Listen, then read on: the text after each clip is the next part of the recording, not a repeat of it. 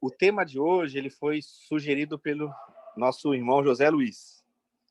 Ele fez uma observação bem interessante, a questão do tema, e aí a maioria concordou, e a gente está aqui hoje, graças a Deus. Eu já coloquei também uns temas que o Zé Luiz mandou para mim como sugestão, tá lá no chat, né? Então depois vocês dão uma olhadinha lá, vê o tema que vocês têm interesse, a maioria tem interesse, para a gente comentar na próxima quinta, se Deus quiser. Tá ok? Já coloquei aí, né, Sheila? Acho que chegou já. Então vamos lá.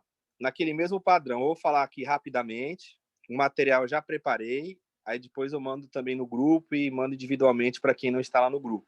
Eu preparei já um material sobre isso, então vou falar aqui rapidamente sobre o tema e abrir para depois a gente conversar, para a gente trocar algumas ideias aí com a participação de todos vocês. Vamos lá. O arrebatamento. Né? O Zé Luiz falou assim, Kini, e a questão do arrebatamento? Como é que vocês pensam sobre isso? Na Igreja Católica, às vezes, não tem muito ensino direto sobre o assunto, né? Em algumas comunidades, hoje eu estava conversando até com o Valdir sobre isso, é um tema também que ele tem sido evitado. E em outros locais, é um tema que ele é muito abordado, mas talvez de uma maneira equivocada, né? Que leva as pessoas até um descrédito sobre o assunto. Eu lembro que no início da minha conversão, o meu irmão ficava brincando comigo. Ele falava, eu tô aqui no carro, hein? Se acontecer arrebatamento, você vai morrer. Eu vou morrer ou vai ser você. Um vai ter que ir, o outro vai ter que ficar. Então, assim, ficava aquela questão que virava quase uma zombaria, né? Virava brincadeira. Por isso que o título hoje é esse, que o arrebatamento ele é uma realidade, só que ela é uma realidade que foi transformada por muitos, mas não por todos, em uma fantasia. Então, sempre quando se fala de arrebatamento, no imaginário popular, surge a ideia de um arrebatamento secreto. O que seria isso? Né? Que na hora da vinda de Jesus, no momento da segunda vinda de Jesus, ele levaria pessoas, né, de maneira secreta, ou seja, teria um encontro com o Senhor nos ares, depois a gente vai ver essa expressão nos ares, e então sumiria um povo aqui da terra, enquanto o outro povo ficava para receber o juízo de Deus através de um período de tribulação. Isso aí, da onde que vem esse pensamento de um arrebatamento secreto? Se nós olharmos a história da igreja, isso também tem lá no material de maneira detalhada, você não vai encontrar nem naquele período da patrística, né, os pais da igreja, nem no período da teologia reformada, vamos chamar assim, mas a gente vai encontrar uma outra pessoa um pouquinho depois dessa época da teologia reformada falando dessa forma, mas principalmente no século XVII. É no século XVII para frente que começa a surgir alguns pregadores, e aí no século XVIII isso aí vai se propagar de uma maneira muito intensa. O que começa a ser propagado? Que no momento da vinda de Jesus, os fiéis, os santos, aqueles que estiverem aguardando de maneira vigilante a vinda dele, ele os tomará para si, ele os arrebatará. Deus vai arrebatar um povo e vai deixar um outro povo na terra. A principal passagem bíblica sobre isso é a carta de Paulo aos Tessalonicenses, né? E também o Evangelho de Jesus, segundo Mateus, ali no capítulo 24 e 25. Então, essa opinião ela foi popularizada, né? Principalmente nos Estados Unidos, e aí isso aí se propagou de uma maneira assim, muito forte através das bíblias de estudo, principalmente a Bíblia Scofield, que eu acho que a maioria aqui já viu ou tem, né, em casa. O Valdir está balançando a cabeça, o Valdir deve ter. Não sei se o Zé conhece, a Sheila, mas a Bíblia Scofield é uma Bíblia que ficou muito popularizada nos Estados Unidos. E aí esse pensamento começou a ser propagado, que Jesus voltaria e, de fato, ele arrebataria o seu povo, ele tiraria o seu povo da terra antes de uma grande tribulação que viria. Então, da onde que vem esses termos, né? Aquela coisa que a gente sempre comenta aqui com vocês. Quando a gente faz a leitura de um texto bíblico, a gente tem que sempre ir com aquela humildade e lembrar que o texto ele não foi escrito primeiramente para nós. Isso é uma coisa que é básica, mas ela é muito esquecida, né? O texto ele não foi escrito para nós. Por exemplo, quando Paulo fala assim, a igreja de Colossos, ele está escrevendo para uma comunidade lá. Então eu tenho que ir com a minha mente lá naquele local lá, entender a linguagem deles lá e trazer para cá o sentido do texto da maneira atual. Então tem expressões lá que elas são colocadas e que eles entendem de maneira fácil. E que para nós é um desafio, porque é um texto antigo. É assim como você pode pegar um texto, vamos chamar secular ou profano, como se chama, e fazer a leitura, você vai ter que trazer para a linguagem de hoje. A mesma coisa se dá com a Bíblia. Então a gente agradece a Deus pelos especialistas nessas línguas antigas, né? No grego, no hebraico, aramaico, que quase nem se fala mais. E aí, trazendo esses textos para nós, a gente vai ter um entendimento melhor. O que então significaria essa segunda vinda, né? Eu vou aqui falar rapidinho para abrir para vocês, para a gente ir trocando ideia. Eu não vou detalhar muito os termos na linguagem grega e hebraica, que isso tem no material. Então, o que é o conceito dessa segunda vinda? O conceito é o seguinte: Jesus ele veio a primeira vez aqui, ele se encarnou, todo mundo aqui sabe a história. Jesus viveu, ensinou, né, curou muita gente, expandiu o reino de Deus, e aí ele vai morrer e ressuscitar. E quando ele vai ascender aos céus, quando ele dá aquele ordenamento lá para os discípulos, para eles continuarem com a propagação do reino de Deus, ele promete que ele viria outra vez. E aí é um grande problema. Por quê? Porque a questão da segunda vinda dele, ela não se dá da mesma maneira em diversos textos. Eu vou explicar para vocês. Porque era para ser uma coisa simples. A gente fala assim, Jesus vai vir uma outra vez. Ok, é o que a gente aguarda, a segunda vinda. Agora, essa questão das vindas de Jesus, que é o problema quando você coloca ela em cada texto. Porque geralmente fala assim, Jesus virá outra vez. E ninguém pergunta assim, como? Quando? Por quê? A gente só imagina assim, ele vai vir uma segunda vez, então é o que a gente espera. Mas, por exemplo, nós vamos falar aqui de linguagens de vinda, para vocês verem como que nós temos que posicionar cada texto dentro do seu contexto. Quem tem a Bíblia aí pode ver, Apocalipse capítulo 2, verso 5. É um texto lá no início do Apocalipse. Esse texto, ele fala de uma vinda de Jesus. Só que olha que coisa interessante, essa vinda é uma vinda não desejável. Porque o que ele fala aí? Ele fala para essa igreja para ela se arrepender. E caso ela não se arrependa, ele virá sobre aquela igreja. E ele vai trazer o quê? Um juízo. Então, nesse sentido, Jesus ele volta naquela igreja, ele vem para aquela igreja. É claro que ele não vem ali fisicamente, mas ele está falando de uma vinda. E essa é uma vinda que ela está condicionada a um arrependimento ou não. Então, nesse sentido, essa vinda de Jesus ela é negativa, que ele nunca venha sobre nós dessa forma. Então, veja, nem sempre quando se fala de outra vinda de Cristo, fala-se no sentido positivo. Então, ali é uma vinda, claro, em um juízo, não é uma vinda física, mas ele está falando que se aquela igreja não se arrepender, ele virá sobre ela. Então, aí é uma vinda de Jesus, mas não é essa vinda gloriosa. Outra vinda de Jesus que já se cumpriu. Vamos ver isso lá em João capítulo 14. João 14, verso 23. Aí tem que entender o que? A estrutura do evangelho de João. Em João, Jesus nunca trata dessa vinda gloriosa, essa segunda vinda em que todo olho verá, que o mundo vai contemplar Jesus. Não. Aí ele trata de uma vinda no Espírito também. Mas essa é positiva. João 14, 23, o que ele fala? Se alguém o ama, vai guardar a sua palavra. E aí será amado do Pai. E ele e o Pai virão e farão morada naquela pessoa. Então é uma vinda de Jesus também com o Pai. Só que vinda é essa? É a vinda no Espírito.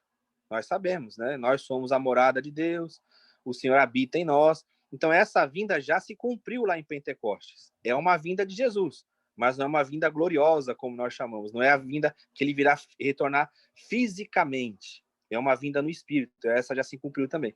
Então, a cada momento que a gente faz uma leitura bíblica, a gente tem que posicionar. Essa questão da vinda, da segunda vinda, qual que é um texto que fala claramente sobre ela? A gente pode ver Atos capítulo 3, verso 21. É um texto que fala que os céus, ó, esse aí está bem claro, dizendo que é uma vinda literal mesmo. Os céus retêm Jesus, né? Até quando? Até o tempo da restauração de todas as coisas. Então vai haver um tempo determinado onde Deus fará a restauração de todas as coisas, e não a destruição, mas a restauração, e é nesse tempo em que Jesus retornará. Então as pessoas podem perguntar, isso está longe ou está próximo? Então, essa pergunta não cabe a gente fazer, porque o tempo e as estações competem a Deus. Quando os discípulos perguntaram para Jesus, lá em Atos capítulo 1, quando ele iria restaurar o reino, ele disse que esses tempos e estações não competem a nós. Então, é por isso que nós vivemos naquela expectativa da vinda de Jesus, vivendo em vigilância, mas não determinando a data, não determinando o momento propício. Nós sabemos que nós devemos levar o evangelho e no tempo da restauração de todas as coisas, Jesus virá. Mas aí, então, o texto não está falando que ele vai voltar de uma maneira secreta. Por que, que as pessoas falam de maneira secreta? Porque o texto que é usado é 1 Tessalonicenses, capítulo 4, do verso 13 em diante.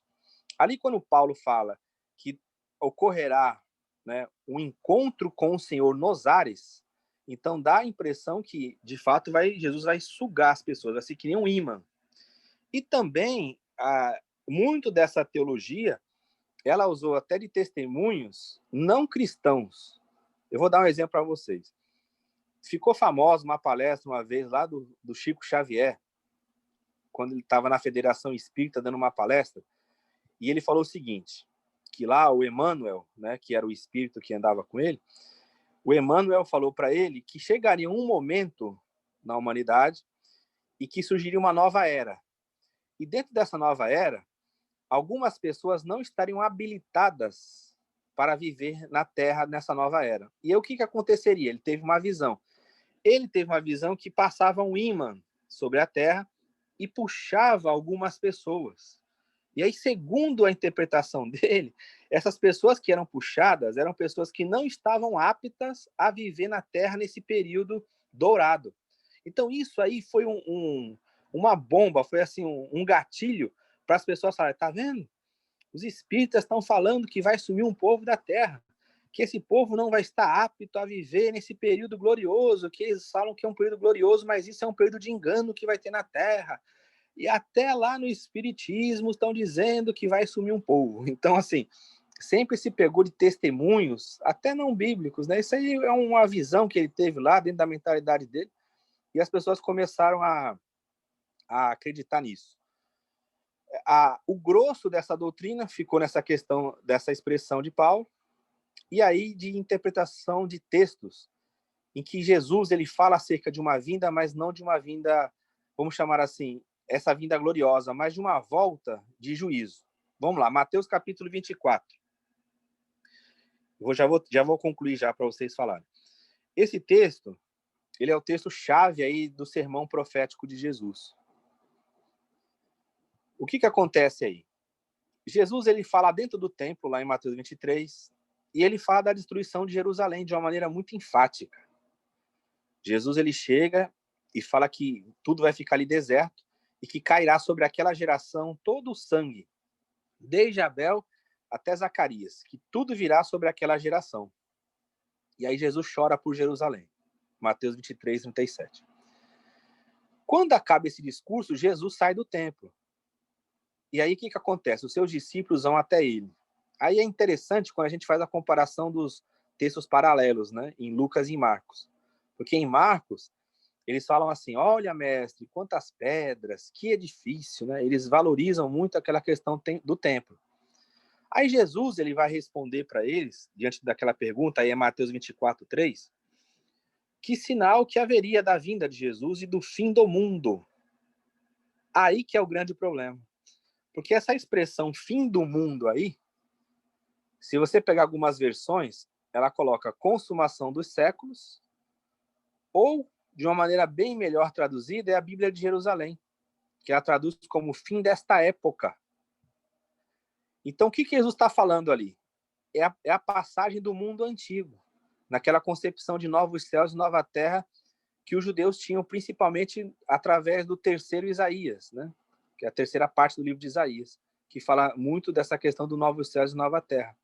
Então, o que Jesus está falando? Que acontecerão alguns sinais antes da destruição de Jerusalém, antes do fim desse mundo antigo. O evangelho vai ser pregado, fome, peste e tal. E no verso 34, ele fala que todas estas coisas sobreviriam sobre aquela geração, que não passaria aquela geração sem que tudo isso acontecesse. Então ele está falando de um juízo, claro, ali. Só que dentro desse juízo, o texto fala? Fala que apareceria no céu o sinal do Filho do Homem, né? Então, as pessoas olhariam e lamentariam o sinal do Filho do Homem sobre as nuvens. Então, dá a impressão seguinte, que o texto está afirmando que Jesus vem sobre as nuvens ali, na época do fim deste mundo. E aí, quem não acredita que isso aí se cumpriu lá no ano 70, geralmente pergunta, fala, mas Jesus ele veio de maneira literal em cima de uma nuvem? Isso aí não aconteceu. Isso aí foi até uma pergunta, o Valdir vai gostar agora, que o Augusto Nicodemos fez lá para aquele moço lá do site Monergismo, o Sabino lá, o Felipe Sabino. Ele perguntou ao Felipe, mas essa passagem se cumpriu de maneira literal? Jesus veio sobre a nuvem? Aí o rapaz foi inteligente. Ele falou assim, olha, se o senhor olhar lá em Isaías, capítulo 13, quando fala da destruição da Babilônia, também fala de sinais nos céus, como cairão estrelas, o sol não dará mais a sua luz, nem a lua, e acontecerão sinais nos céus, que abalarão as nações. Aí ele fala assim, eu pergunto para o senhor, isso aconteceu de maneira literal?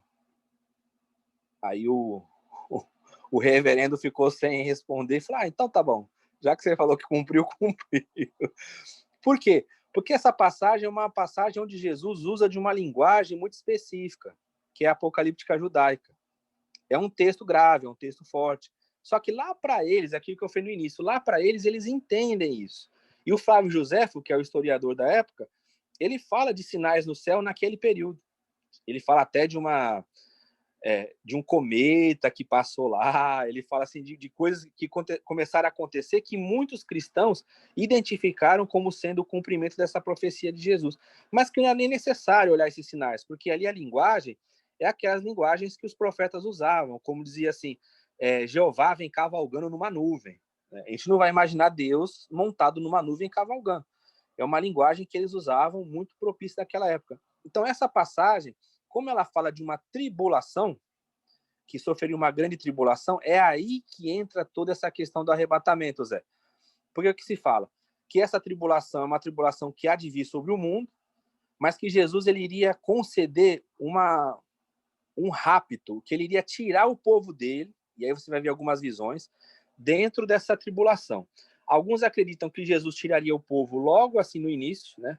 Tirou o povo, aí começa a tribulação. Outros acreditam que Jesus tiraria o povo no meio da tribulação, quando o negócio fosse esquentar ainda mais, aí Jesus iria lá e tirava o povo de lá. E outros falam, olha, Jesus vai tirar no final. Aí ele volta lá para no final da tribulação. Só que a chave para entender isso aí é o verso 34. Se o texto está falando que todas essas coisas aconteceram sobre aquela geração, a tribulação também aconteceu naquele período. Então, a tribulação para nós é um fato passado, não para eles que estão ouvindo a mensagem ali. Por quê? O que Jesus fala para eles? Que quando eles olhassem e vissem ali um sinal, né, que seria olhar para o templo, e visse que o Império Romano estivesse ali, era para eles fugirem. Então, Jesus não está falando que ele vai dar um rápido para o povo dele. Ele está falando para o pessoal fugir. Então, ele fala, ai das grávidas, ai das que amamentam, porque elas vão ter que correr. Orai para que a vossa fuga não aconteça nem no sábado, nem no inverno. Aí você fala, o que tem isso para nós? Os que estiverem na Judéia fujam para os montes. Então, ele está falando de um aspecto bem localizado, bem propício. Aí o que acontece? Como a maioria, né, dessa visão que coloca uma tribulação futura, ela joga esse texto para o futuro. E aí você vê os absurdos da fantasia, que alguns aqui já devem ter assistido alguma pregação dessa, onde a pessoa fala que na vinda de Jesus, as mulheres grávidas vão perder os seus filhos, que vão sair da barriga delas, né? Que os bebês de colo serão tirados, as mães vão chorar. Então acaba sendo algo meio fantasioso. Para quê? Para tentar encaixar o texto numa interpretação que não cabe lá. Então, o que seria então o arrebatamento, já que ele não é um arrebatamento secreto, né? O que a gente defende aqui. Se ele não é um arrebatamento secreto, o que significa esse arrebatar? Esse arrebatar é simplesmente um tirar com força. Em que sentido? Causar uma separação. Na vinda do Senhor Jesus, ele vai separar. E em Mateus 25, ele complementa isso, né? Ele fala que ele vai colocar os dele à direita, aí o pessoal da esquerda fica doido, né? Porque na esquerda ele vai botar quem não presta. Eu não vou entrar aqui nessa questão, senão o pessoal vai ficar chateado aí. Mas, assim, ele faz uma separação ali. Ele coloca quem é dele e quem não é. Aí os critérios que ele fala dos que são dele, que são interessantes, né? É aquele cuidado com as pessoas, fez para as pessoas, mas estava fazendo para Jesus. Então, enfim, quando se fala, o texto fala de arrebatar, existe arrebatamento sim, mas não é essa questão secreta. Esse próprio reverendo que eu citei, o Augusto Nicodemos, ele tem um vídeo no YouTube que ele explica muito bem isso, essa questão de não haver um arrebatamento secreto, né? Então, assim, vai haver a volta de Jesus, é o que a gente aguarda. Ele vai separar quem é dele e quem não é dele. Isso aí você vê nas parábolas, ele fala para nós não fazermos isso, né? Ele fala, não compete a nós separar o joio do trigo. Então, mas vai haver uma separação. E é nesse momento, é essa expressão, arrebatar. Para finalizar aqui, aí vai causar, acho que, mais surpresa ainda. Mas o pessoal fala assim, olha, no Antigo Testamento, a gente tem alguns modelos, né? Que mostram que Deus arrebata um povo, sim, que Deus tira alguém da terra. Enoque e Elias. Então, Enoque e Elias, o Valdir sabe muito bem disso, nas pregações sempre cita como tipo, né? São tipos da igreja, pessoas que vão ser arrebatadas. Só que se você olhar direitinho, esses dois personagens, o texto bíblico não está dizendo que Deus tomou eles pela mão e arrancou da terra. Por que isso? O Enoque, o texto fala que ele andou com Deus e Deus o livrou da morte. O texto ali é bem mais entendido quando você olha e observa que ele foi tomado de um lugar para outro, como aconteceu com Filipe.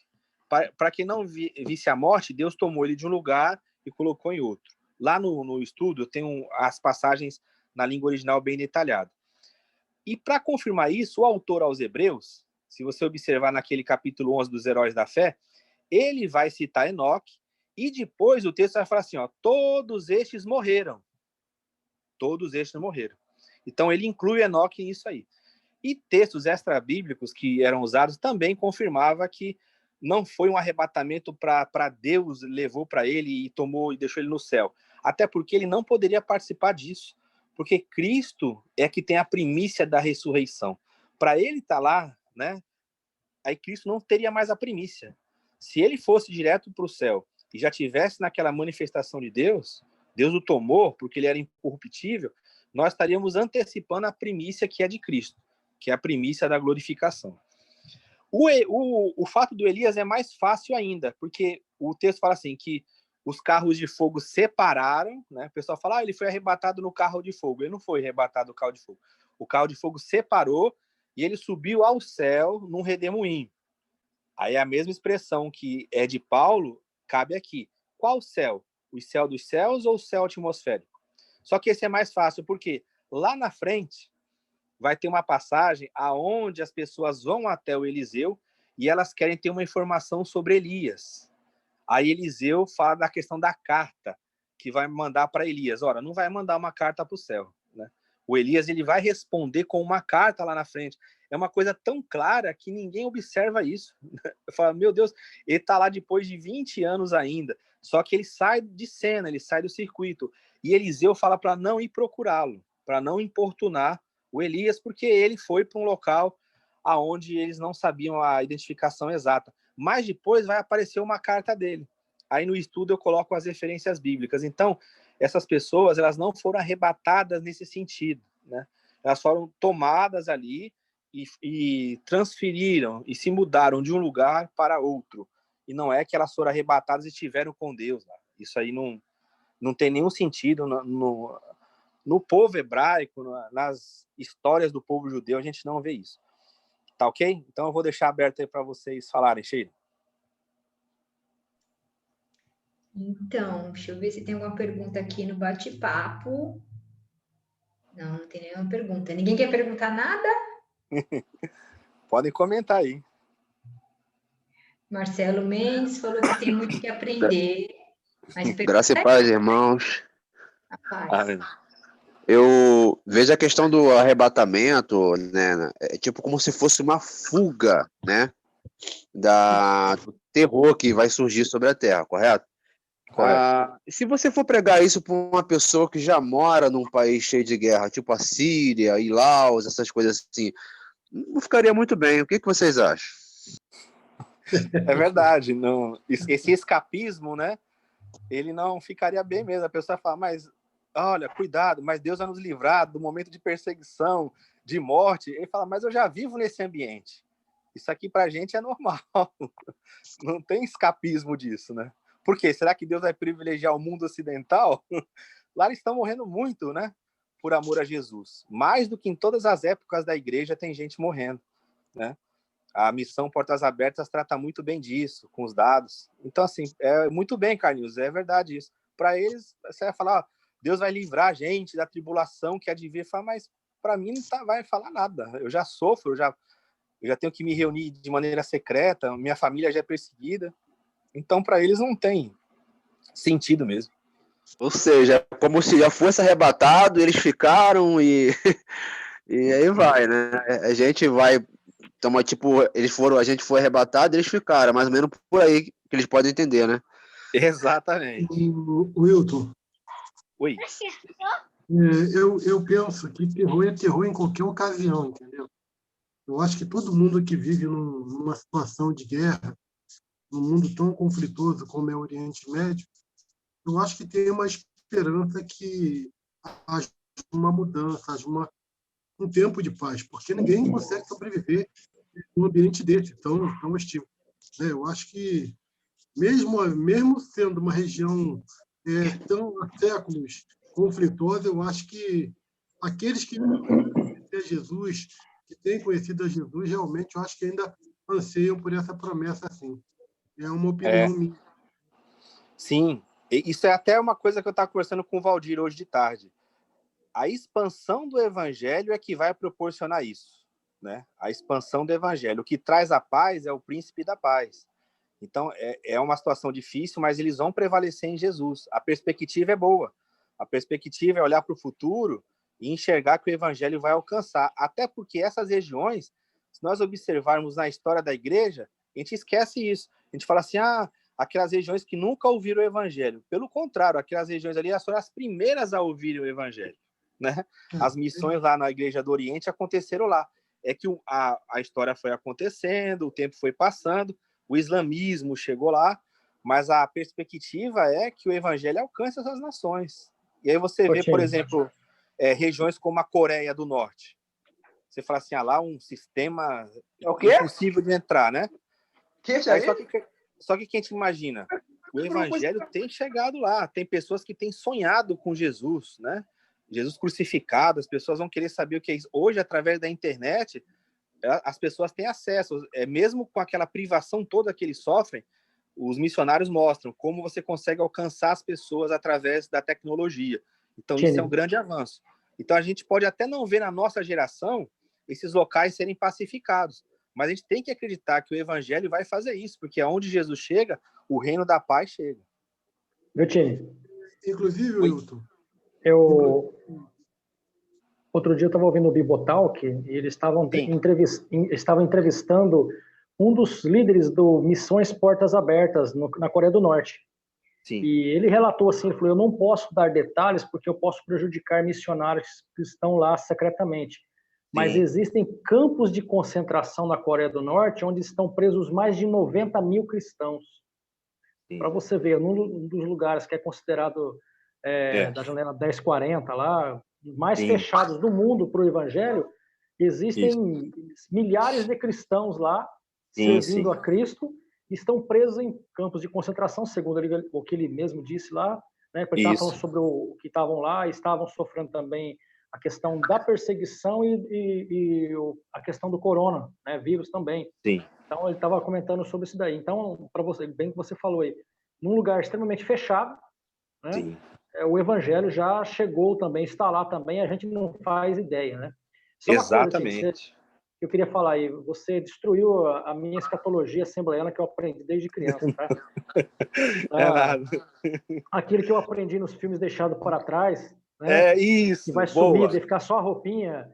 Eu falei isso para os meus alunos outro dia na escatologia, no básico de escatologia, eu usei aquele livro do Miller, Erickson, né, que fala, acho que Sim, sobre escatologia. Millar. Isso, Millar. exatamente. Aí eu usei isso daí, falei para eles, falei, olha, gente, apresentei os pontos principais ali da escatologia, falei, muito da teologia que é desenvolvida hoje, de escatologia, é de uma maneira popular, né? Infelizmente. Então, esse filme Deixados para Trás popularizou esse arrebatamento secreto. Isso, perfeito. Você andava e via... Eu já vi adesivos no carro. Em caso de arrebatamento, esse carro ficará desgovernado. Você falou do seu irmão, eu lembrei dessa questão. Por um outro lado, o que me preocupa, alguns anos atrás, eu não sei se você está lembrado, aquele problema que aconteceu com o Ricardo Gondim, que ele, no vídeo, não sei se o vídeo está editado, bom, enfim, a questão foi que ele disse que a volta de Jesus não existe, que é uma utopia, que é um outro extremo, né? Outro extremo. E aí, o que você tem a dizer sobre isso aí, Tini? Olha, muito bem lembrado a questão do Deixados para Trás. Isso influenciou muita gente mesmo. Principalmente naquele período ali de final dos anos 90, né? Foi, assim, terrível. E aí, tudo era nova era, tudo era final dos tempos, né? Então, o Deixados para Trás trouxe essa mentalidade muito forte. Agora, essa questão do Ricardo Gondim, da utopia, né? Da volta em esperança, né? É um outro extremo. É desacreditar de coisas que a Bíblia fala de maneira clara. Cai também no mesmo erro de você pegar passagens, aí já é o contrário. A pessoa pega passagens que afirmam claramente um assunto e ela passa a trazer aquela passagem como simbólica. E não é simbólica. O senhor sempre falou, o Zé até colocou aí no chat, né? É aquela questão mesmo, a gente não entrar no tempo. Agora, que vai haver, vai. Aí você jogar para essa questão, é aquela esperança utópica que você vai lançando sempre para frente, com a tendência assim, vai voltar, mas lá para frente a gente vai melhorando, vai voltando. É uma coisa cíclica, mas que não ocorre. Mas não, vai haver um tempo determinado da restauração de todas as coisas, né? É o outro extremo perigoso. Tini, eu só queria complementar aqui, né? Minha primeira participação, acho que eu estou falando demais. Não, é para isso mesmo. Eu que convivo num ambiente assembleano, e eu sempre presenciei isso, essa questão, por exemplo, hoje fala-se muito do evangelho social, do evangelho que influencia a sociedade, nós estávamos conversando sobre isso hoje, né? Do evangelho que penetra em todas as camadas da sociedade. Hoje a gente lê muito, por exemplo, a questão do Abraham Kuyper, né? Que não existe um só centímetro de todo o universo a qual Cristo não conclame, é meu. Então ele trabalha essa questão de todas as esferas, né? Que Cristo domina em todas as esferas, e nós, como cristãos, temos que também, dessa forma, ser o sal da terra, a luz do mundo e tal. E no ambiente em que eu convivi, pelo menos no pentecostalismo que eu convivi aqui na minha região, o que eu percebi foi uma teologia escapista, escatologia escapista, né? Do tipo, olha, eu não preciso fazer nada também aqui nesse mundo, não preciso influenciar positivamente. Por quê? Porque Cristo vai voltar amanhã, esse mundo jaz no maligno, que é a frase principal, então deixa aí que os espíritas fazem, deixa aí que o pessoal que vai ficar aí para o arrebatamento, depois do arrebatamento. Eu ouvi muito isso daí.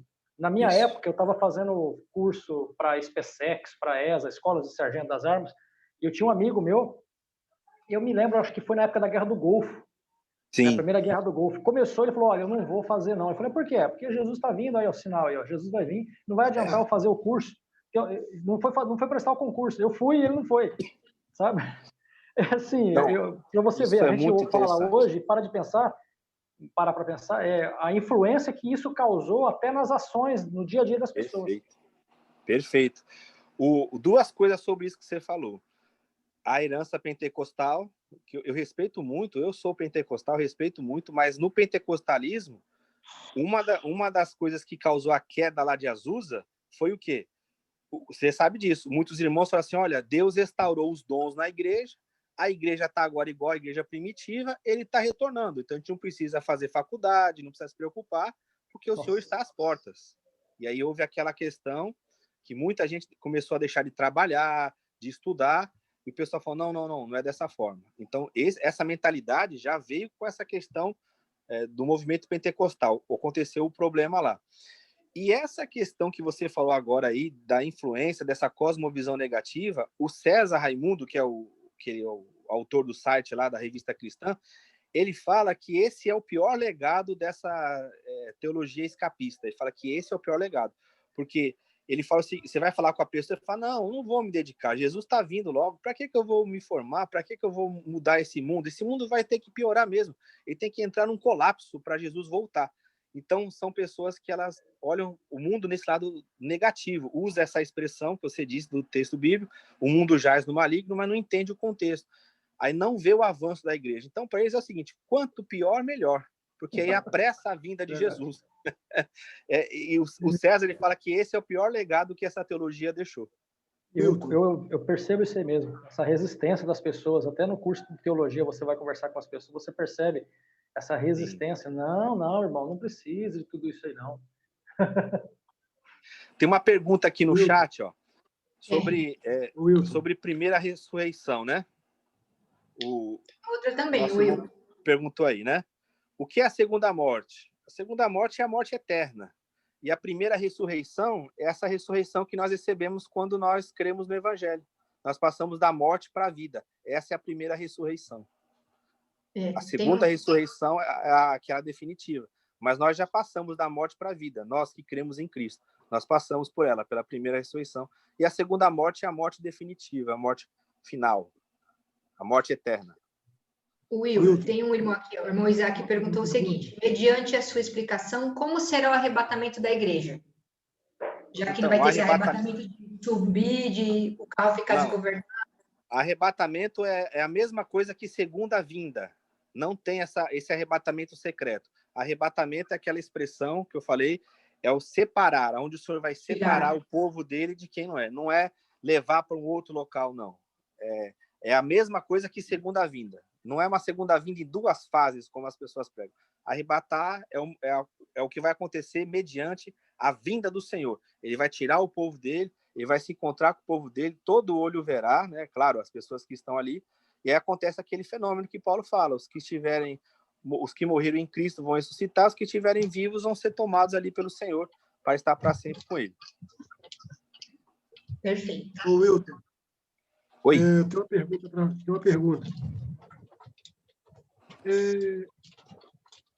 Eu gostaria que entendesse bem o que eu vou falar para não gerar um certo conflito, né?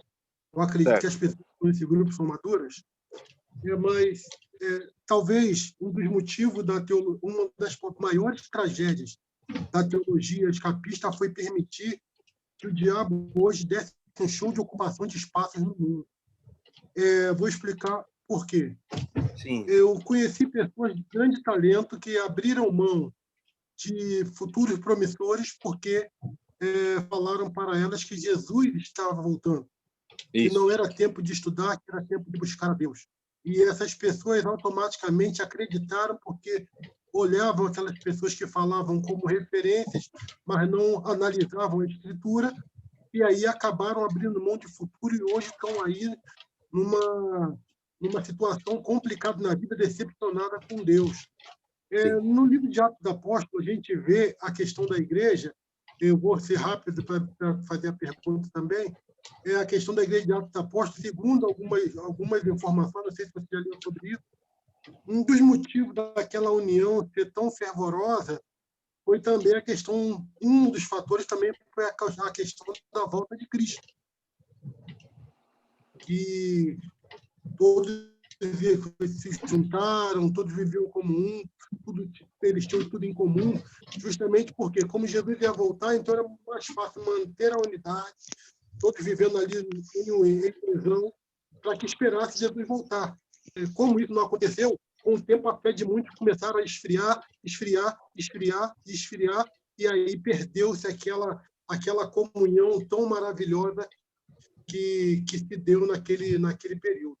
A minha pergunta em cima disso hoje, dentro do nosso campo teológico, a falta de não sei se poderia colocar, falta de resposta, não seria o engessamento da teologia, onde as pessoas querem ter uma opinião, mas não querem ouvir uma opinião de terceiros que possa colocar delas em descrédito? o confronto. Uhum. Essa questão da igreja primitiva e a confusão acerca da vinda de Jesus, como o Zé Luiz colocou ali no chat, Paulo tratou disso, né, com a igreja de Tessalônica. As pessoas começaram a viver de uma maneira totalmente contrária ao que Jesus ensinou, né, de uma forma escapista também. Até não chegaram a deixar até os seus trabalhos. Aí Paulo fala que se a pessoa não trabalhasse, ela não comeria também, né? Porque a pessoa deixa de trabalhar, mas ficava na aba de alguém que trabalhava, né? Por que você não trabalha? Porque não preciso mais, Jesus já está voltando. Então, o próprio Cristo falou para não se deter nessa questão dos tempos e das estações. Agora, essa abordagem que você falou aí no final, ela é muito interessante. A gente gosta de falar de filosofia, dos conceitos, mas quando chega na prática disso, a gente foge. Porque toda a base da filosofia é essa base do contraditório. É muito bom quando você tem alguém que contradita aquilo que você crê. Eu acho que é a melhor forma de você estudar, de você se aprofundar, de você pegar uma pessoa que fala, você acredita nisso mesmo? Você acredita em Jesus? Então me fala isso. É uma forma. Eu sei que nem todo mundo tem base. É claro, tem pessoas que estão iniciando na fé, que a Bíblia fala que ela necessita de alimento de leite ainda, não de alimento maduro. Mas a questão que eu vejo, eu sempre comento com o pessoal, é o seguinte, é que essas pessoas que eram para estar aprendendo, elas estão ensinando. E aí a confusão se instala. E quando você vai falar para a pessoa, você já aprendeu lá com o seu irmão lá?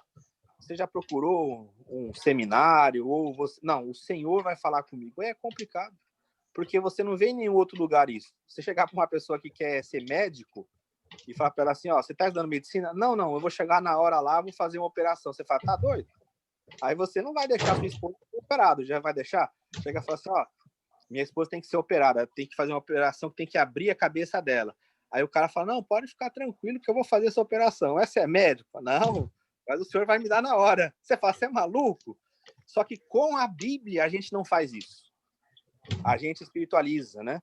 A gente não está negando aqui que tem gente que é analfabeta e conhece a Deus, não é isso. A gente está falando da questão do ensino na igreja. Paulo fala, se é ensinar, haja dedicação ao ensino. E aí, só que a gente é muito vaidoso nessa questão de Deus. Porque quando você pega um especialista lá na área da engenharia, da administração, você ouve.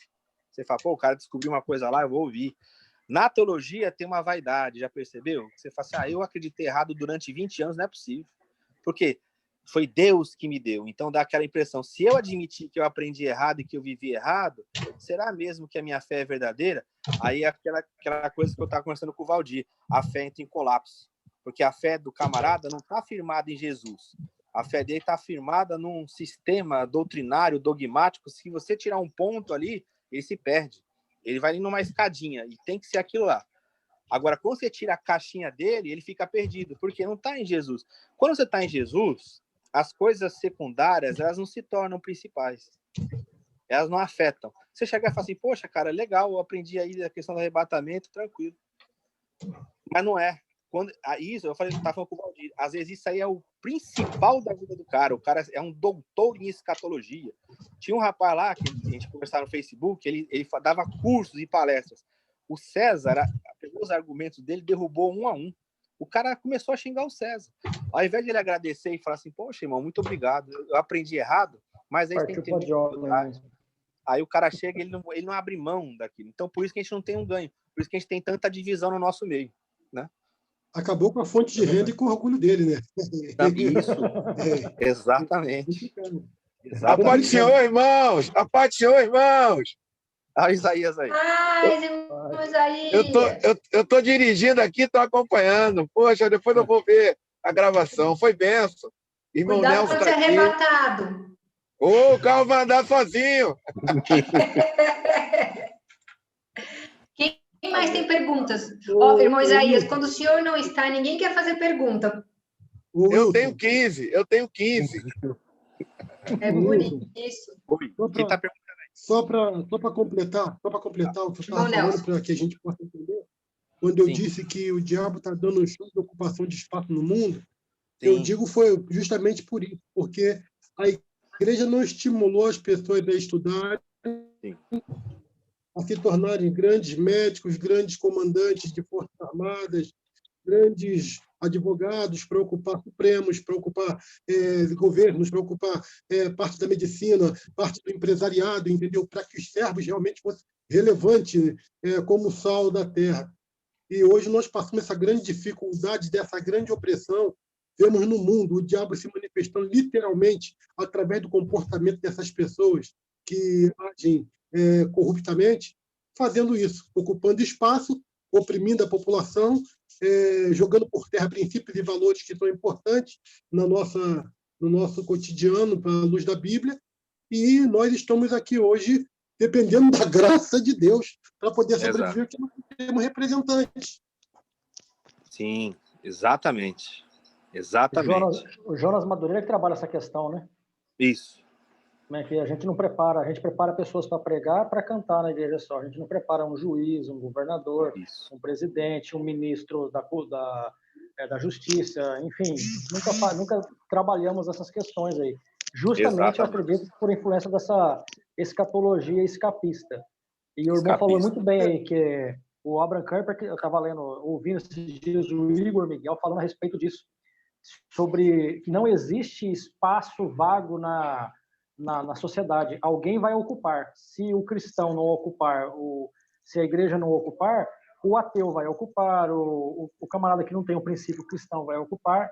Aí a gente fica com nessas discussões, por exemplo, entre fé e ciência. Por que as universidades estão cheias de ateus? Porque a igreja criou a universidade, virou as costas e foi para a igreja e deixou lá a universidade na mão deles. Bem interessante. Bem interessante. Alguém tem mais pergunta? Deixa eu ver aqui no bate-papo se alguém tem pergunta. Eu acho que hoje as pessoas não têm muita pergunta, né? Porque teve gente que já participou do estudo anterior, que a gente abordou esse assunto. Por isso que hoje acho que mais está participando quem não estava naquele dia, né? Ninguém tem... Irmão Isaías, cadê suas 15 perguntas? Não, eu não sei se o Wilton abordou a questão do Apocalipse, Wilton. Da linguagem do Apocalipse, livro da esperança e tal, não? Sim. Falei um pouquinho, mas a gente pode abordar. Tá. Gostaria de fazer uma pergunta. Muito interessante, Apocalipse para leigos, né? Eu vou enviar para vocês lá no grupo também, eu tenho ele em PDF, eu vou enviar. E o livro, ele contém já de início uma bem-aventurança, né? Como é que pode ser um livro que cause tanto medo se ele tem a bem-aventurança para o que lê e para os que ouvem, né? Que era o sistema litúrgico. Alguém lá lia, nem todo mundo era apto a ler, né? Naquela época. E aí as pessoas ouviam que era o quê? A esperança. Havia ali o quê? Entre eles um pensamento muito ruim. Cadê Deus? A pressão apertando a igreja, o Império Romano uma potência, a igreja vai ser destruída. E por que tem gente morrendo? Né? Era uma pergunta que era feita. Os mais fiéis estão morrendo. O Antipas, né? Um homem que Jesus fala que era minha fiel testemunha. Você já imaginou? Jesus falar que alguém é a fiel testemunha dele, morrendo. E aí é um livro que Deus vai responder. Que ele não está em silêncio só. Que ele está acompanhando, que as orações que a igreja fez, as orações chegaram e Deus vai agir. Então, é toda a forma como Deus vai agir. E aí é só você olhar depois para a história. Cadê o Império Romano? E agora, cadê a igreja? A igreja avançou. Então, esse livro ele é muito importante, não só para você falar assim, mas o Apocalipse já se cumpriu, foi verdadeiro, mas ele já se cumpriu ano passado. Não, ele tem uma abordagem de esperança para nós hoje. Para igrejas, localidades que passam por pressões, como o Valdir falou aí, Coreia do Norte, China, países da janela 10x40. Eles têm uma esperança, né? Nós oramos, ou nós enviamos recursos, ou nós vamos lá, né? Mas eles que já estão lá, eles têm uma esperança, que eles sabem que na história sempre Deus prevalece. Agora, morre gente? Morre. Mas isso não deve causar espanto, sabe por quê? O Apocalipse vai dizer que Jesus morreu, só que ele ressuscitou. Então não é espanto que alguém morra. Por isso que quando a gente lança em Jesus, toda a dificuldade acaba. Eles estavam olhando e estavam assim, mas cadê Deus? Aí quem que o livro apresenta? Jesus. Fala, olha, Jesus morreu, mas ele agora reina. e vocês vão reinar com ele. Então essa é a nossa esperança, que mesmo que a gente morra, a gente vai reinar para sempre com Cristo. Ô, Hilton, desculpa, Oi. irmã Sheila, tem alguém aí que quer perguntar, mas eu queria eu queria só testemunhar uma experiência que eu tive ontem à noite, ou antes de ontem, com um irmão, um pastor sério lá de São Paulo, amigo nosso. Inclusive, ele é irmão do jogador Miller.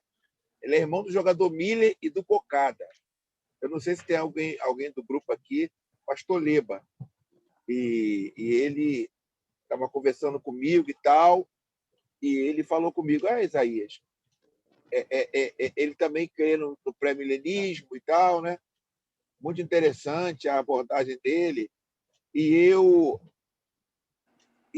falei para ele, pastor Leba é muito amigo nosso, e eu consegui trazer ele na questão do Apocalipse 1 e 3, né? E 3. 1 e 3. Ali já derruba, para quem quiser acreditar, né? Para quem quiser ter fé que aquilo ali realmente está escrito ali, derruba essa questão do 2020, 1985 e tal. Sim. Derruba tudo ali. Só ele, Apocalipse 1, do 1 ao 3, ponto. Acabou. Só são isso, as cláusulas temporais, isso mesmo. As cláusulas temporais. Pronto. Que mostra que é um escrito próximo, né? Exatamente. Para aquela geração ali. É bem claro, não tem como. Não precisa fazer grego nem hebraico para ver ali. Sim. Mas o pastor Leba entendeu, o grande homem de Deus, amigo, o pastor referência para mim lá em São Paulo. Entendeu? Muito homem de Deus. Ele é irmão do Miller? É irmão do Miller e do Cocada. Muito legal. Homem humilde. É campeão mundial, é por isso. Saudações tricolores, então, hein? Eu não sou flamenguista mais, não. Mas vamos lá, vamos à pergunta que eu vou te disciplinar, hein? Eu vou te disciplinar, né? Eu vou te disciplinar, hein? Jesus. Acho que é o irmão Marcinho que quer perguntar. Vai lá, irmão Marcinho. Pode falar. Eu também quero perguntar. Graças, queridos. Boa noite. Boa noite. Lembrando aí o pastor Isaías que o Cocada foi aquele que fez o gol do Vascão lá no... Meu Deus! Lá, né? Meu Deus! Eu me lembro disso. Infelizmente, foi uma das alegrias que são inesquecíveis. Então, irmãos, aqui é um grupo muito, muito bom. Aqui, eu estou acompanhando aqui muito... Estou sendo bastante edificado aqui. Sochine, muito obrigado pelos esclarecimentos aí dos temas, aí, irmãos aí que fizeram as perguntas aqui. Eu estou até envergonhado. Imagina. A pergunta que eu vou fazer aqui, estou até acanhado aqui, né? Eu ainda não estou nesse nível aí de MBA de vocês. Mas na Bíblia, aproveitando o tema, né, de arrebatamento, na Bíblia ela relata que haverá um novo céu, uma nova terra. E eu gostaria de ter um melhor entendimento em relação a isso, o que a palavra diz. Porque, na verdade, a dificuldade que eu tenho nesse entendimento é essa nova terra. Será que é a limpeza do nosso planeta, ambiente físico, ou se é um novo lugar onde nós, acredito que eu também, vou estar com esse passaporte garantido, iremos morar na eternidade. Essa pequena dúvida que eu tenho e algum embasamento bíblico que relate acerca do tema. Obrigado. Sim, legal. Marcinho, você congrega numa Assembleia de Deus? Por que eu estou perguntando isso? Sou membro da Primeira Igreja Batista, em Vila da Penha, Rio de Janeiro. Eu não sei se no Inário da Batista tem, mas no da Assembleia tem. Lá tem um hino, se eu não me engano, é o hino 3, que fala assim: céu e terra serão todos uma grei. Não é isso, Valdir? Céu e terra serão uma grei. Eu não sei se na Batista também tem esse hino. A sua pergunta é muito legal. Por quê? Novos céus, nova terra é uma expressão que ela não surge no Novo Testamento, ela não começa no Novo Testamento, ela começa no Antigo. Ela começa lá em Isaías. Então, qual que é o trabalho? É ir lá no Isaías, que a gente chama de Trito Isaías, né, que é o terceiro Isaías, e entender a expressão lá. Novos céus, nova terra, tem essas duas dimensões que você falou. É, primeiramente, uma mentalidade, o judeu entendia isso, que o reinado do Messias traria os novos céus e a nova terra. Então, o reino de Deus é a chegada do novos céus e nova terra. Esse novo aí, essa expressão novo, não é, em primeiro lugar, uma expressão que denota, assim, transformação, não é isso. É uma realidade nova que chega. Então, eu tenho um material que eu já teve uma aula dessa, você não estava, é lógico, você tem que perguntar, você não estava, que a gente aborda isso aí. O que é essa expressão novos céus, nova terra, naquele entendimento judaico? Ele não tem essa questão primeira de uma transformação física do planeta nem do universo, num primeiro momento. Então, assim, novos céus, nova terra, é essa mentalidade. Seja feita aqui na terra como é feito no céu. Jesus, ele trabalha e não usa essa expressão, mas ele trabalha o conceito ali na oração do Pai Nosso e nesse desenvolvimento. A igreja primitiva, ela entendia que o novos céus e nova terra era essa chegada, o mundo velho passando e o novo chegando. Você vê isso bem escrito lá em Hebreus. Hebreus vai dizer que nós já habitamos na Jerusalém celestial como igreja, né? As pessoas imaginam a Jerusalém celestial como uma cidade literal que é a dessa. Mas Hebreus capítulo 12 vai dizer que nós já chegamos nesse local. Agora, para efeito da transformação do mundo, né, a gente acredita sim também, é um conceito que é estendido, a gente já vê aonde? Na carta de Pedro. Pedro, ele vai trabalhar também o conceito de novos céus, nova terra, e ele diz até que nós aguardamos o novos céus, a nova terra. Tem um cumprimento imediato ali, como eu estou te falando, o mundo judaico está passando, então está chegando uma nova humanidade, de dois povos, Deus fez um, que é a igreja, que ela já traz o reino de Deus para a nossa vivência, mas a plenitude disso ainda não aconteceu. Então é a mesma que... Isso, é a mesma coisa do Apocalipse. O Apocalipse, a maioria já se cumpriu, sim, mas nem tudo se cumpriu no Apocalipse. O que falta ainda? É essa dimensão final da glorificação. Agora, no plano de Deus, já isso aí já aconteceu, é lógico. Você vê que o próprio Paulo, quando ele vai citar aquela corrente dourada ali de Romanos 8, né? Ele fala, os que de antemão conheceu, também os predestinou, né? Aí chamou, justificou, e a glorificação ele não colocou como glorificará, ele colocou como glorificou, né? Então, até o Fernando colocou aqui o drama, né, do já e ainda não, perfeito. É a dimensão que é atual do reino de Deus e a dimensão futura. Então, o novo céu e nova terra já existe? Já. Mas a consumação disso vai ser no final. E tudo vai ser uma coisa só. Você pode ver que João, quando ele olha lá, ele procura um templo, né? E ele fala assim, e na cidade eu não vi templo. Por quê? Porque o templo é o Senhor. Nós vamos habitar nele e ele em nós de maneira plena. Agora, como que isso é, a nossa mente não capta. A gente não consegue entender tudo disso. Não. Então, seria uma consumação total e final do reino de Deus que já está aqui. Isso. E seria na verdade, você falou aí, uma realidade do reino de Deus full power. Definitiva, isso. Isso, exatamente. Restauração, né? Restauração. Isso. Plena. Aquele desenho lá dos TJ não cabe, então, aí, aquele desenho isso. Em fase. Isso, não cabe porque eles fazem até uma distinção dos 144 legal, mil ali, né? Pô, eu sempre sonhei com um céu tão bonitinho daquele jeito, bonitinho, lá, pô. Você pode ser os 144 mil. Né? Ai. É isso aí. Muito bom, muito bom, muito bom. Ninguém tem mais pergunta? Eu gostei de um irmão que falou aí no chat que Agostinho era africano. Exatamente. As nações hoje que a gente acha que tem dificuldade no evangelho, no início, elas foram uma bênção para o evangelho, né? Verdade. Elas difundiram Antioquia, Etiópia, Cush. Todas são nações africanas que difundiram o evangelho para o mundo, né? Ô, Isaías, Você sabe por que existe a ideia que a arca está lá na Etiópia? Não sei, mas tem vários vou falar relatos rapidamente aí. para você. Sabe o que aconteceu? Aham. A rainha de Sabá foi visitar o Salomão, não foi? Isso, eu já vi mais ou menos essa parada aí. Aí mas... o Salomão não perdia tempo. O que ele fez? Engravidou a mulher. Isso. Aí ela voltou grávida. Isso é uma história mesmo. Eles lá na Etiópia acreditam nisso. Ela voltou grávida e nasceu a criança. Esse menino se tornou o filho predileto dele. Eu sei. Aí ele foi visitar o Salomão de novo, pela primeira vez, quer dizer, foi visitar.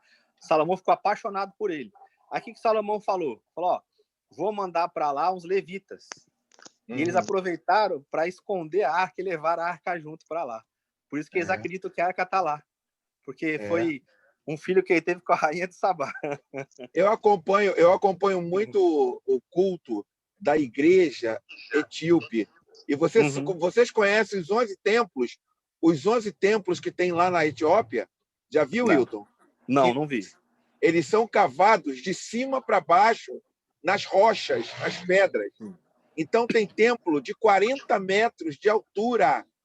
Sim. Vou mandar para você. Os cientistas ficam boquiabertos que como pode uma construção daquela, e todas diferentes uma da outra, e na realidade, eles queriam fazer uma nova Jerusalém, na realidade. Isso, então, exatamente. são templos suntuosos que existem hoje lá, e os cientistas ficam impressionados como eles conseguiram cavar aquilo ali, fazer aquela obra de arte. Coisa maravilhosa. Que legal. Eles acreditam nisso, que o filho do Salomão estava lá e a arca foi para lá. Exatamente. E hoje quem usa a arca está pecando, baseado em Jeremias, né? Jeremias 3,16. Jeremias 3,16. Anotem aí os irmãos, por favor.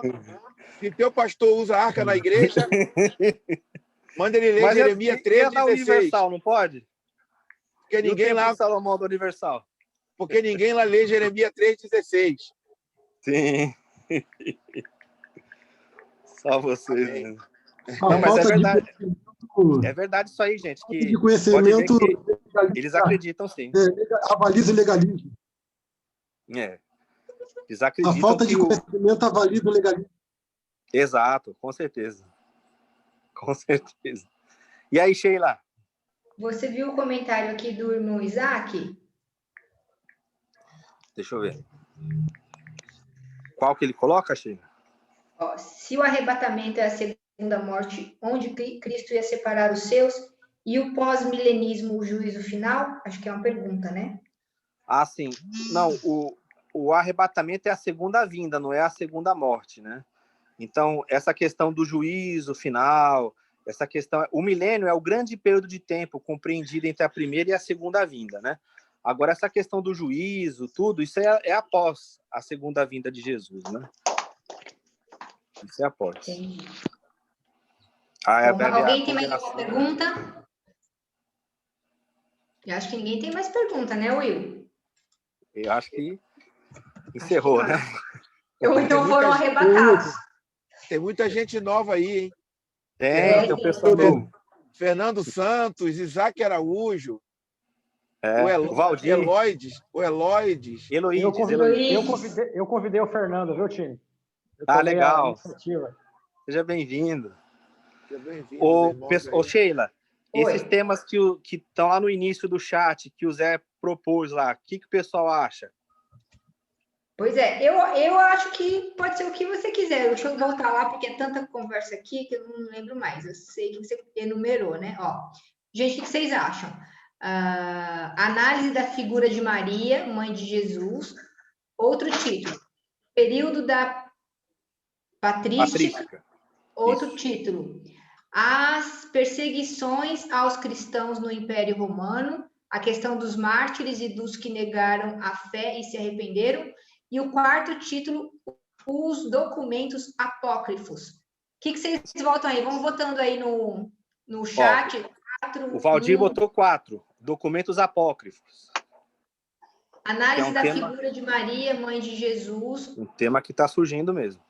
Apócrifos é bom. E todo mundo está botando 4, hein, Sheila?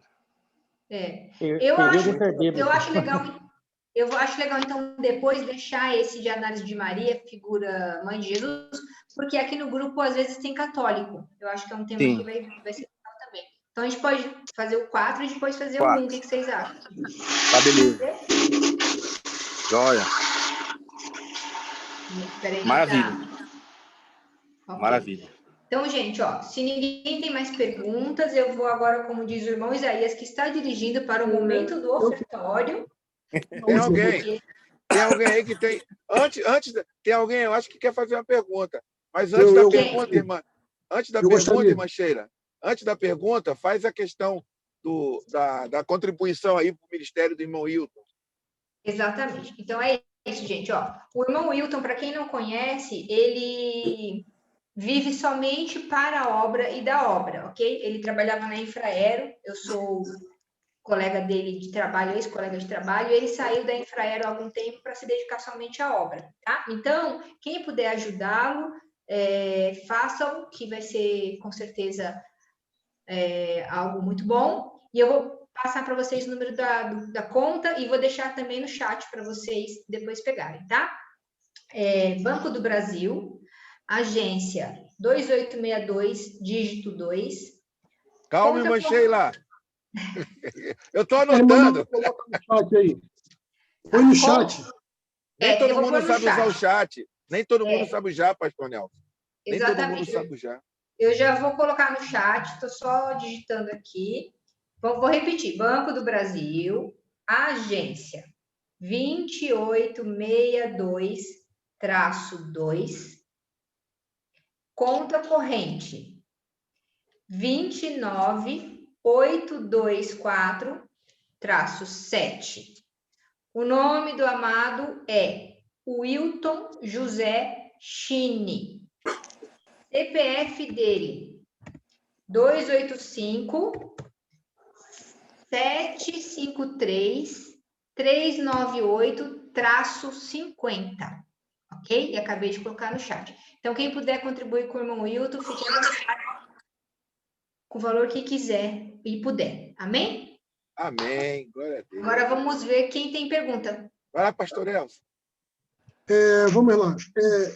A questão dessa epifania, né, que a gente chama de vinda de Cristo, né, um dos nomes que se pode dar, eu até coloquei no chat a questão do juízo e justiça de Deus, né? E quando fala que o julgamento começa pela casa de Deus, lá em 1 Pedro 14:17, se eu não me engano, também fala também Deuteronômio, só que eu não estou lembrado qual o capítulo de Deuteronômio. Eu não estou lembrado. Veja bem, não seria aquela questão de julgar primeiro, fazer justiça aos santos, aqueles que perseveraram na fé, aqueles que se comprometeram com a causa do Evangelho, literalmente se entregaram mesmo a Cristo, e o juízo não seria uma questão para os rebeldes, aquele juízo para os rebeldes que abriram mão de viver para Deus, para viver pela sua própria vontade, pelo seu próprio deleite, e também uma mensagem para o mundo, ou seja, uma vez que vai entrar no período de tribulação, para que houvesse uma possibilidade de um novo arrependimento para a humanidade no período de dor?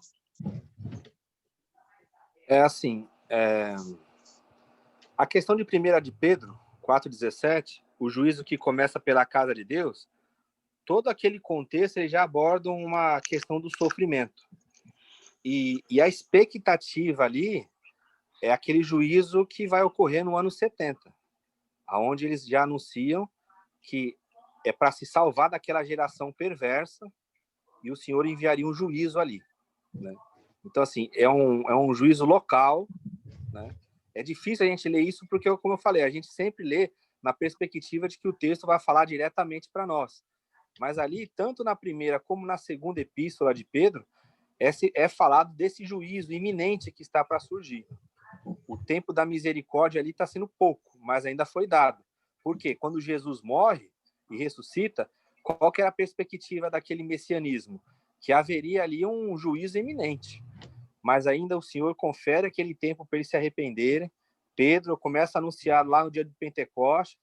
O evangelho está sendo pregado em todo o mundo na época. Paulo já fala isso lá em Colossenses 1:23. Então, o tempo da misericórdia já foi dado. Paulo fala que o evangelho, na época dele, antes da morte dele, já tinha sido pregado em todo o mundo. Então, haveria, sim, o juízo, que Jesus disse. Agora, a tribulação, ela não produz um arrependimento, ela produz a paciência, pelo que a Bíblia fala, né? Esse herdar da alma. E não é um juízo que vai fazer com que as pessoas creiam. Porque se ela não consegue crer, mediante a palavra de Deus, mediante a demonstração do amor de Deus, do evangelho, ela não vai ser um gatilho de uma tribulação que vai fazer a pessoa crer. Não é o medo. A religião coloca essa questão do medo, mas o evangelho não trata como sendo o medo que vai trazer um arrependimento para as pessoas. Essa perspectiva é um juízo muito iminente que vai ser feito ali, e não esse juízo final. Os textos ali de Pedro não tratam do juízo final, mas do juízo sobre Jerusalém, que aquela comunidade também vai passar. Eles têm que ter paciência. O texto lá fala que, lá em Hebreus, né, o que há de vir virá e não tardará. Então, é algo que eles vão passar por aquilo. O Senhor já deu o local de escape. Lá na história, a gente vai ver que é um local que se chamou Pela, uma cidade, Pela. Foi a cidade onde os cristãos ficaram escondidos, né? Eles ficaram guardados. E as grávidas também não conseguiram, quase, né? Isso, exato. Né? O irmão aqui está falando o seguinte, ó.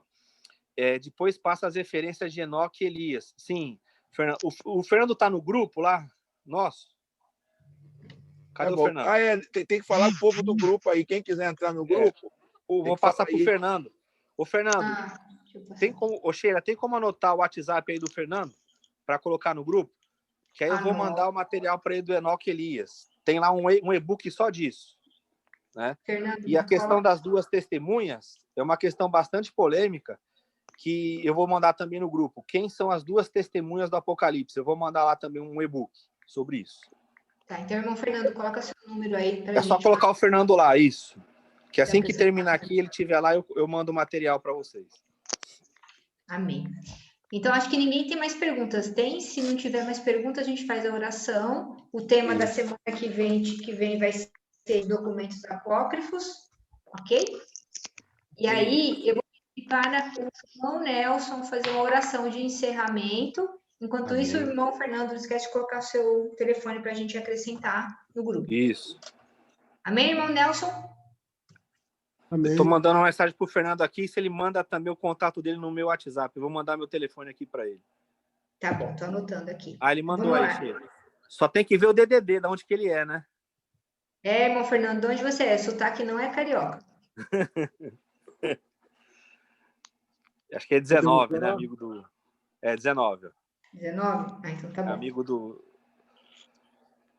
Amém. Do Valdir. Podemos orar? Tá legal. Pode orar, irmão Nelson. Primeiro, eu quero agradecer aí, mais uma vez, a oportunidade de estar nesse grupo, que realmente é um grupo prazeroso, delicioso, né? A gente se delicia nesse grupo com conhecimento, com banquete que Deus nos oferece através do servo dele, que tem esmerado em buscar o conhecimento e tem recebido do alto uma direção do Espírito Santo para ministrar aos nossos corações. É um dom. Amém. Que Deus continue te abençoando, irmão Wilton. Amém, irmão Nelson. Por essa dedicação, que você sempre continue sendo esse instrumento na mão de Deus para abençoar vidas. Amém. Você e toda a sua casa. Amém. Esse ministério não é fácil. É um ministério de aprendizagem e também de desconstrução. Então, eu louvo a Deus pela sua vida. Amém. Muito obrigado. Eu até pedi a Deus que me dê o espírito dobrado do seu. Imagina.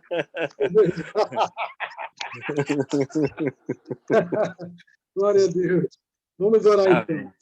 Pai, nós louvamos, bendizemos por mais uma noite linda e abençoada que passamos na tua presença. Obrigado, Senhor, por mais uma vez trazer luz ao nosso entendimento. Amém, Jesus. Ao nosso... revelando coisas Amém, que Jesus. realmente, aparentemente, estavam ocultas, mas hoje o Senhor vem descortinar, que foi um assunto sobre arrebatamento. Obrigado pela instrumentalidade do seu servo Wilton Chine. Obrigado pela liderança do irmão Isaías, por manter esse grupo cada vez mais forte, unido e ligado, Senhor. e que o Senhor possa acrescentar mais vidas, Senhor, para que possamos juntos Amém, Jesus. debater, dialogar e aprender, Senhor, sobre coisas concernentes ao terreno. Obrigado por cada um dos irmãos que se colocou à disposição para participar desse momento de educação cristã, Deus, que eu tenho certeza que isso produzirá crescimento, Senhor, entendimento e desejo maior de buscar as coisas do Teu reino, Senhor. Amém, como elas Jesus. devem ter sido ser buscadas pela direção do Teu Santo Espírito. Nos dá uma noite de paz, Amém, Senhor. uma noite vitoriosa, livra de todos os males, principalmente dessa segunda onda de coronavírus, ó Deus. Nos proteja, nos blinda e das Tuas mãos potentes, Senhor. Que a nossa casa possa ser abençoada cada vez mais e também, Senhor, marcada pela Tua presença para que praga nenhuma possa chegar à nossa tenda. Nós te agradecemos por esta noite, Senhor, por tudo que o Senhor falaste e por tudo que o Senhor continuará fazendo. No nome santo de Jesus Cristo, nós te louvamos. Amém. Amém. Irmãos, eu queria colocar algo